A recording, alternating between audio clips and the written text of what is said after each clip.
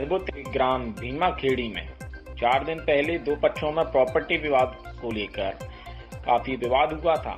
इसके बाद राजेश माली और अन्य लोगों ने दूसरे पक्ष के आकाश को एसिड पिला दिया था। इस घटनाक्रम के बाद महबूबपुर थाना प्रभारी दिनेश भुजक ने दोनों पक्ष की तरफ से सामान्य धाराओं में प्रकरण दर्ज किया था, जबकि आकाश की हालत गंभीर बताई जा रही थी। साथ ही उसे उज्जैन रेफर किया गया था।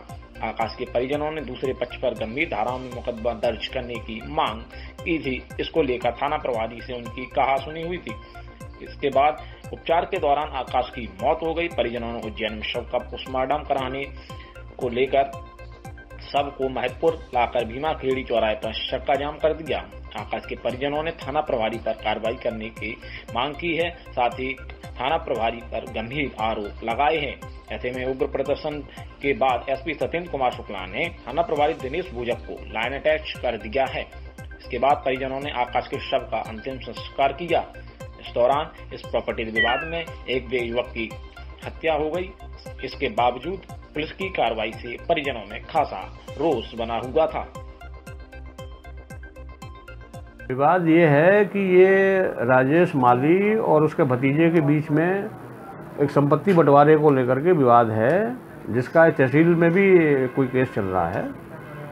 और इसी संपत्ति विवाद को लेकर के दोनों पक्ष दिनांक 20 तारीख को विवाद किए थे, आपस में लड़ाई किए थे और दोनों पक्षों ने एक दूसरे को मार कुटाई किया था। दोनों की रिपोर्ट पर से एफआईआर महबूबपुर थाने में क्रॉस हुई है। इसी विवाद के दौरान उस घटना के बाद वो एक लड़के ने जिसका नाम आकाश है वो एसिड पी लिया था और वो एसिड पी के अस्पताल में भर्ती था, जिसकी आज डेथ हुई है। अब वो डेड बॉडी लेकर के और गांव के लोगों ने चक्का जाम कर दिया और उनका ये कहना था कि पुलिस ने अगर उस समय तत्काल कार्रवाई की होती तो शायद ये घटना नहीं होती और उनको टीआई के प्रति आक्रोश जाहिर कर रहे थे। मौके पर मैंने और एसडीएम साहब ने जाकर के उन लोगों से बातचीत किया और बातचीत करने के बाद हमारे वरिष्ठ अधिकारी पुलिस कप्तान साहब से हमने बात किया।